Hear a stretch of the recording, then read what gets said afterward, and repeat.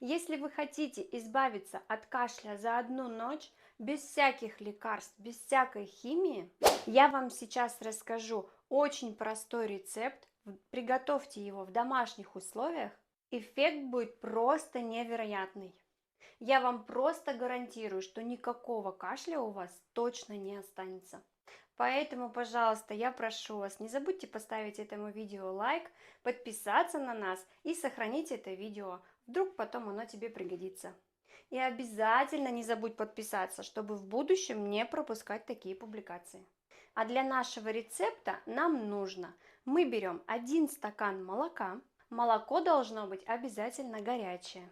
В молоко мы добавляем чайную ложку меда, 1 чайную ложку сливочного масла, яичный желток и 1/3 чайной ложки соды. Все обязательно хорошенечко перемешиваем и выпиваем целый стакан на ночь перед сном. И можно еще утром натощак тоже выпить 1 стакан. И вы увидите, как прям хрып, и никакого кашля у вас не будет. Обязательно не забудьте поделиться этим видео со своими близкими, вдруг им тоже понадобится.